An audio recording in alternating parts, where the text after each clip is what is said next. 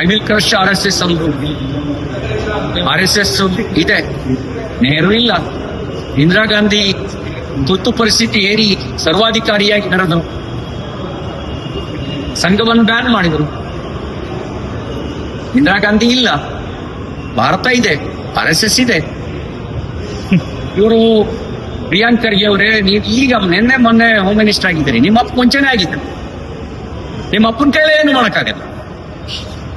ನೀವೇನ್ ಮಾಡ್ತೀರಿ? ನೀವು ಸರ್ವಾಧಿಕಾರಿ ಅಲ್ಲ, ಎಲ್ಲೋ 2-3 ರಾಜ್ಯಗಳಲ್ಲಿ ನೀವು ಅಧಿಕಾರದಲ್ಲಿ ಇದ್ದೀರಿ.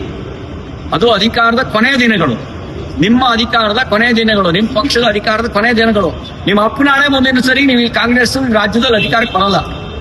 ನೀವೇನ್ ಮಾಡ್ತೀರಿ? ನಿಮ್ಮ ನಂತರವೂ RSS ಇರುತ್ತೆ. ಯಾಕೆ ಅಂದ್ರೆ RSS ರಾಷ್ಟ್ರೀಯ ಹಿತಕ್ಕಾಗಿ ಕೆಲಸ ಮಾಡ್ತಾ ಇದೆ, ಸಮಾಜವನ್ನು ಸಂಘಟಿಸುವ ಕೆಲಸ ಮಾಡ್ತಾ ಇದೆ, ವ್ಯಕ್ತಿಗೆ ಸಂಸ್ಕಾರ ಕೊಡೋ ಕೆಲಸ ಮಾಡ್ತಾ ಇದೆ. ಆ ವ್ಯಕ್ತಿಗೆ ಸಂಸ್ಕಾರ ಕೊಡೋ ಕೆಲಸ ಅದು ರಾಜಕೀಯ ಪ್ರೇರಿತವಾಗಿರೋದಲ್ಲ.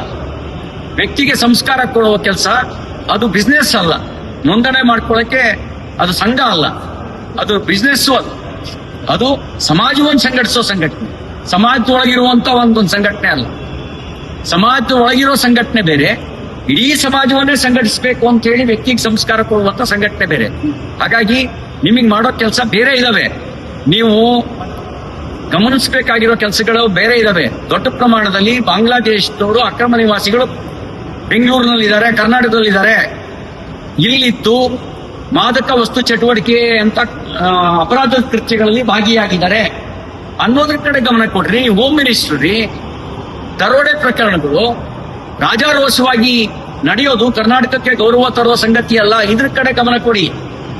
ಅತಿ ಹೆಚ್ಚು ಪ್ರಮಾಣದಲ್ಲಿ ಅಪ್ರಾಪ್ತ ವಯಸ್ಸಿನ ಹೆಣ್ಮಕ್ಳು ನಾಪತ್ತೆ ಆಗಿದ್ದಾರೆ, ಮಹಿಳೆಯರು ನಾಪತ್ತೆ ಆಗಿದ್ದಾರೆ. ಹೋಮ್ ಮಿನಿಸ್ಟರ್ ಆಗಿ ಅದು ನಿಮ್ ಡ್ಯೂಟಿ.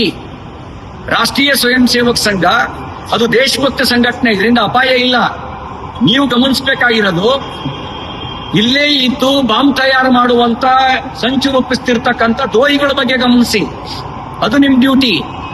ಅದನ್ನ ಬಿಟ್ಟು ಅದೇನೋ ಒಂದು ಗಾದೆ ಮಾತಿದೆಯಲ್ಲ, ಮಾಡಕ್ ಕೆಲಸ ಇಲ್ದೇ ಇದ್ದದ್ದು ಅದೇನೋ ಕೆತ್ತಿದ ಅಂತ, ಆ ಕೆಲಸ ಮಾಡಕ್ ಕೂತ್ಕೋಬೇಡಿ, ಆ ಕೆಲಸ ಮಾಡಬೇಡಿ. ನಿಮ್ ಕೆಲಸ, ನೀವು ಹೋಮ್ ಮಿನಿಸ್ಟ್ರು ತರ ವರ್ತನೆ ಮಾಡಿ. ಹೋಮ್ ಮಿನಿಸ್ಟರು ಗುಂಡಗಳ ತರ ವರ್ತನೆ ಮಾಡಬಾರ್ದು. ಇವರ್ ನಾಟ್ಯ ಗುಂಡ, ನೀವು ಹೋಮ್ ಮಿನಿಸ್ಟರ್ ತರನೇ ವರ್ತನೆ ಮಾಡಿ. ಇಲ್ಲದೆ ಇದ್ರೆ ನಿಮ್ಗೆ ಅಧಿಕಾರ ಶಾಶ್ವತ ಅಲ್ಲ. ಅಧಿಕಾರದಲ್ಲಿ ಮೆರೆದವ್ರನ್ನ ಪಶ್ಚಿಮ ಬಂಗಾಳದಲ್ಲಿ ಹೆಂಗ್ ಅಟ್ಟಾಡಿಸ್ಕೊಂಡು ಬಡಿತಾ ಇದಾರೆ ಗೊತ್ತಿದೆಯಲ್ವಾ? ಅದು ನಿಮಗೂ ಪಾಠ ಆಗಬೇಕು.